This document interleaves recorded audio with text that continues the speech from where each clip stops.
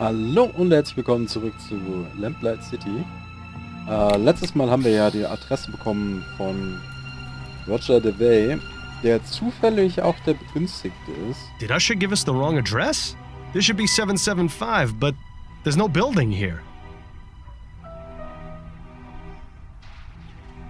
By Chum standards, that's practically a four-poster. By Chum's... those aren't half bad. Too bad they aren't finished. I wonder if they're going to be used to keep the fire going. I used to draw funny pictures of rich people on walls too when I was a kid. Never did a lick of good, but it would always make me feel better. These aren't in such bad shape, really. As far as the Chum goes, this is one of the nicer areas. Doesn't look like much, but I bet it keeps the rain off, assuming there's no wind. Hey, that's just like the one we had when I was a boy. Good old Rusty. He served us well. Excuse me. Yeah? Is this 775 Pumblechook Place? Yeah, it would be if the building were still here. Oh, I see. Might I ask you a few questions? You can ask. Do you know Roger DeVay? Know him? Of course I know him. He lives here with me. He does? Well, whenever he decides to come home, anyway. Rest of the time, I suspect he finds a way to sleep at his job. Me, I'd do the same, except I can't stand the smell of the horses. I suppose the university would have plenty of places for one to sleep. Oh, so he works at the university, does he? Well, I suppose that makes sense with him always putting on airs the way he does. Probably best not to mention me to him. He gets real testy when anyone asks about his situation. I'll keep that in mind. Tell me about Roger's artistic pursuits. Well, not much to tell, really. He used to paint all the time when he had his studio in the building that used to be here. He was good at it, too. Shame nobody ever bought his paintings. All that's left now are those two unfinished ones against the back wall there. We used the rest of his spare canvas to make the tent. How did Roger feel about his paintings not selling? Well, how do you think? Made him madder in the March air. Didn't do a very good job of hiding his displeasure either. At least none around me. He always used to say he'd find some way or another to make the money he deserved. Odd. He told me he was content with the salary he got from his teaching job. That's a load of bunkum if I ever heard it. Truth is, old Roger's about as poor as Job's turkey. He'd do anything to make a quick crown. Well now, that's certainly interesting. What's your name, sir? Me? I'm Herman Shaw. How long have you been living here? Oh, I've been here for ages. Since before the building got condemned and was torn down. They pretty much forced us out, you see, but a couple of us came back and set up here. Seemed like a good idea. I had nowhere else to go. That's not so bad, except for when it rains. And I guess we'll have to bundle up a bit more when it gets cold. But other than that, it's like the place was still standing. There's some of that classic Chum ingenuity. Or maybe it's just delusion. What happened to this place? Why was it condemned? The building was old, in a pretty sad state, so the inspectors came by and said it was unfit for living. There was a whole lot of us here. Most were able to pick up and go, but a few of us stayed. Why don't you go to a workhouse? You wouldn't be asking if you'd ever been inside one. It's wall-to-wall people, children crying, sick folk coughing all over you. But there's plenty of that out here, too. Well, sure, but out here, there's freedom. Nobody telling you what to do except the odd copper. Not even many of them in this neighborhood. Besides, this is my home. Just because it's missing a few walls don't mean I ought to abandon it. You look somewhat familiar. Didn't I see you protesting outside the Harris construction yard? Yeah, I was there. What of it? Were you affected by the Ligeia disaster? Well, nobody I know was killed, if that's what you mean. So, why were you protesting the construction of the Lenore? That Devons fella promised he'd buy us a meal if we stood in the crowd. And for a free meal, I'd do just about anything. Do you know a woman named Desiree Lathan? Nah, I don't know many women. They're not too fond of my company. Well, I don't understand why. I always try to be a perfect gentleman. Guess it just don't got the charm. I've asked Roger to give me a few pointers. He's a big hit with the ladies, you know. Is that right? Oh, yeah. He no sooner looks at them than they're falling at his feet. Real natural, that one. Never brings back here, though. Always winds up staying with him, getting a free meal and a soft bed out of it. Ah, well, the bohemian lifestyle ain't for everyone. Maybe someday my luck will change. I'm sure it will change the day he decides to take a bath. I thank you for your time. Maybe give us a shilling or two for the trouble? I'll consider it. Ja, nee, lass stecken. Gut, wir haben einen neuen Hauptverdächtigen, würde ich sagen. Ist auch meine einzige Aufgabe, die noch da ist. Excuse me. Yes. Could I ask you a few more questions? Yes, I suppose so. Is it true that Miss Lathan recently changed her will to make you her beneficiary? Yes. You can imagine my surprise. My understanding is she left you quite a significant sum. I don't see how that's any of your business, but yes, she did. I'm very lucky. Oh, I see what you're getting at. You're thinking I killed her for her money. Is that it? I never said anything of the sort, Mr. DeBay. No, but I can see it in your eyes. Look, Desiree considered me the son she never had, and she was like my second mother. I would never, ever even think of doing something so horrid. Oh, I'm sure he wouldn't. I've met your roommate, Herman. I'm sure I have no idea what you're talking about, Mr. Fordham. I have no roommates. My mistake. I'll let you get back to your class. Right. Wir wollen nicht zu sehr Well, darauf it's fitting that reinpassen. Mr. DeVay is an artist, because I think he's painted us a pretty clear picture of what happened to Ms. Lathan. Ich bin mir ziemlich sicher, es ist Roger DeVay. Ich bin mir ziemlich sicher, ich darf meine Anklage erheben. Ja. Wir gehen für Roger DeVay. Es spricht zu viel für ihn. Ich meine, das verbrannte Tuch mit dem Leinöl drauf. Und das geänderte Testament. Er wohnt auf der Straße. Und der Job auf der Uni bringt ihm kein Geld ein. Also, wir schließen ab. Wir schließen ab. Got a moment, DeVay Upton? war's. Yes, but let's make this quick.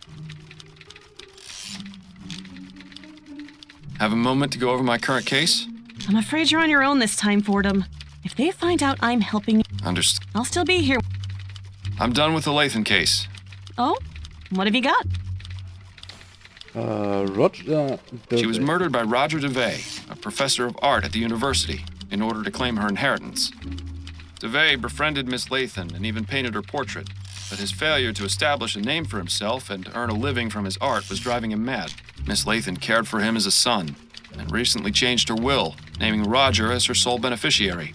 Roger knew of this, and decided killing Miss Lathan was the best way to solve his financial troubles. And how did he manage to do so? Desiree had given him a key to her apartment. While she was out at the Grand Dame's ball, he entered and left a pile of rags soaked in linseed oil under her bed. She arrived home drunk and passed out, unaware that the rags were growing hotter by the minute. Eventually, the oil burst into flames, burning the rag pile as well as poor Miss Lathan. How awful. Well, I'll certainly pass along the information. What an astounding series of events. Although I'm sorry you won't be able to gloat to Snelling that you solved the case before his detectives did. I can find other means of amusement, I think. Good work, Fordham. As usual, I'll send anything else your way as soon as I get it. Roger DeVay, Yes, what is it? you're under arrest for the murder of Desiree Lathan. Oh, I see. Come with me. We need to ask you some questions at the station. And you up there, make yourself decent, would you?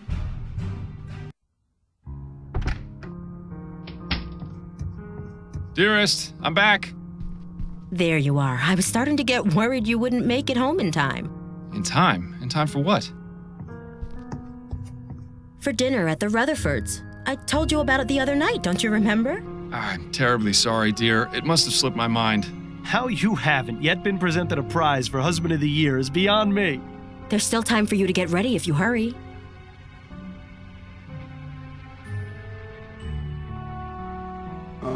Okay. Why don't we spend a nice quiet evening in together? I'd much prefer that. We've had a quiet evening in every night for the past 3 weeks. I need to get out of the house. Then go ahead without me. Please give Anne and Joseph my regrets. So you're just going to sit here at home by yourself? I'll probably just catch up on my reading or try and get some sleep. Maybe I'll get around to reading that story in Brentwell's. All right, suit yourself. I shouldn't be home too late, but don't wait up. Have a wonderful time, my love.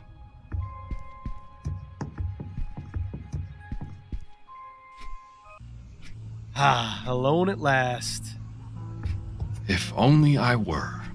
Careful what you wish for, Miles. You just might get it. Seeing as I won't, I think another trip to the Angels in order. Oh, you're gonna break your word in addition to lying? That's bold. Nonsense. I'll be home in no time. It'll just be a quick drink to calm my nerves and get you out of my hair. I think I need a machete for that, Fordham. Very funny. Ooh. So, that last case was really something. Classic example of murder for money. Such a shame. Perhaps with Roger in jail, Miss Lathan's riches will go to a more worthy cause, like feeding the poor. You're not listening to me, are you? Oh, right, you've had 2 drinks already. Fine, I'll just see myself out. Copper for your thoughts, Miles? Oh, I was just thinking about a story I read tonight in Brentwell magazine. It's called The Dissembling Mechanism. Are you familiar with it? Afraid not.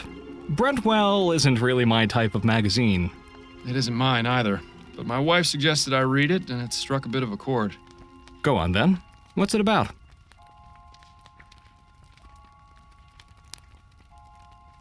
Oh Gott. The story concerns an inventor, a woman who's the greatest mind of the modern age. In this story, ethericity's been discovered, and the inventor understands and uses it in her work. Ah, one of those fantastic speculative stories. Anyway, this inventor spends her time creating mechanical wonders, the likes of which the world has never seen.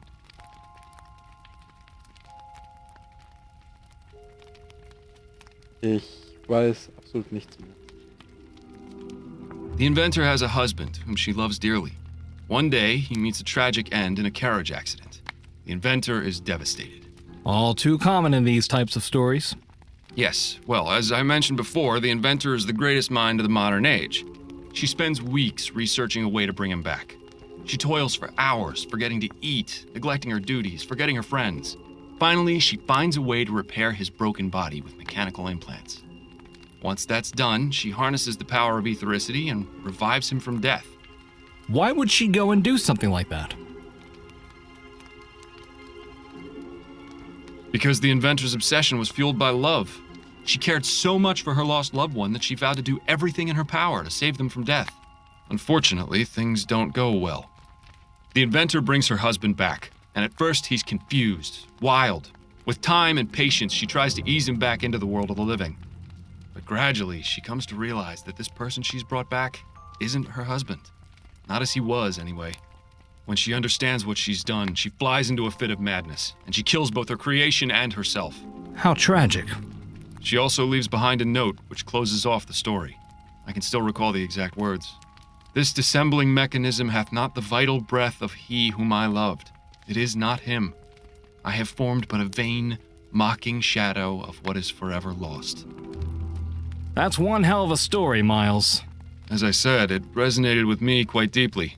Same here. I can tell you, I'm glad that ethericity crap hasn't been discovered, or else this sort of thing won't just be in stories. You mark my words. Yes, I suppose that's one way of interpreting it.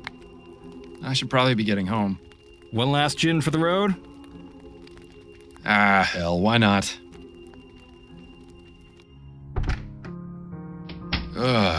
It's later than I thought. Addie must be asleep. Wird auch bestimmt nicht Miles, sauer I thought sein. you said you were staying in tonight. What happened to you? Nothing. I went out for a bit and lost track of time. Miles, you're dead drunk. No, of course I'm not. Don't you dare keep lying to me, Miles. It's obvious. I can smell it on you. But I'm not drunk. I only had 2, I think. I don't care how many you had. You promised me this wouldn't happen again. Where exactly did you go tonight anyway? I was at the Angel. The Angel? But why would you go there? I suppose I was just trying to relive the old days. So why didn't you tell me you were going? I don't know. Miles, this has to stop. First it was that sleep medicine, now you've started to go out drinking yourself into a stupor after you explicitly promised me you wouldn't again. It's clear that you've been keeping something from me and using drugs and drink as a way to avoid dealing with it. No, really, it's just... No, Miles. I'm tired of the lies. I heard what you said when I came home from my appointment with Mrs. Lefebvre. God forbid Adelaide ever find out about something. I wanted to think I'd imagined it, so I let it go, but I've come to realize just how wrong I was. Addie, please. Enough. No more excuses, no more lying. I just want to hear the truth. What is it you're not telling me? I can't tell you, Addie. I'm sorry, but if I do, you'll think I'm crazy. Do you know what I think is crazy, Miles? The fact that you think it necessary to lie to your own wife. Am I to believe that for all these years you've never felt you could trust me? Of course not. It's just that this is different. A lie is a lie, Miles. And the bottom fact is you've been lying to me for months. Perhaps I was too naive or too distracted to see what was really going on, but you finally opened my eyes. This can't go on. I refuse to let it go on. What are you saying? Get out, Miles, and don't come back until you're ready to tell me the truth. Addie, you don't mean that. I do mean it, Miles. I don't care where you spend the night, but it's not going to be here. If you ever decide you want to tell me what's going on, I'll listen. But until then, just go.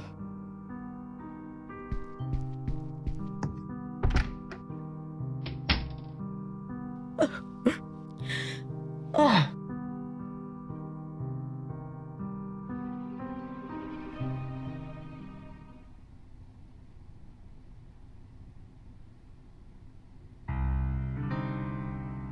Take me away from all my troubles. So far away from all the worries in my life. Who in the ether is calling at this time of night?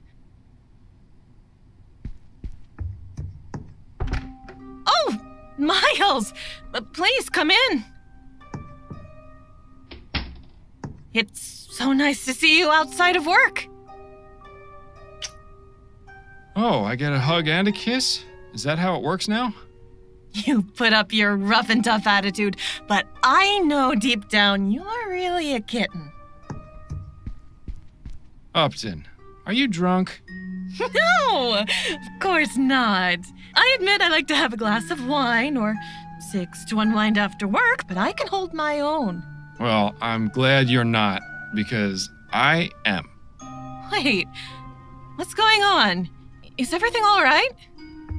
No, I'm afraid I've made a mess of things at home. Addie threw me out. Oh, Miles. I'm terribly sorry to hear that. Not as sorry as I am, believe me. What happened? It's really not worth getting into. Let's just say I need to figure some things out about my life. Don't we all? Constance, I hate to impose, but...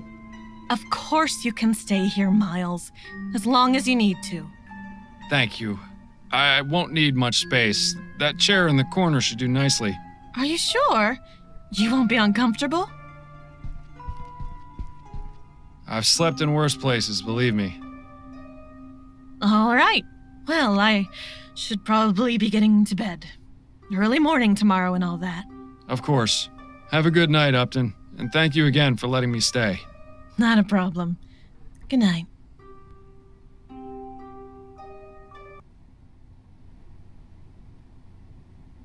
Eine ganze Woche danach.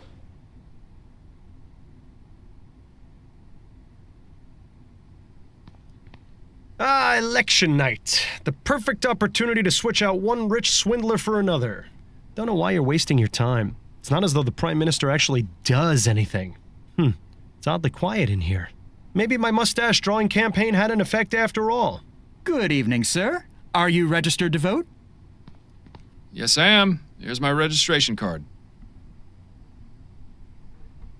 Very good, Mr. Fordham. You've come at an excellent time. Go ahead and step inside a booth. Take as long as you need. Thank you, young man. Okay, bevor wir das allerdings machen, bedanke ich mich recht herzlich fürs Zusehen und wir sehen uns beim nächsten Mal. Ciao, ciao!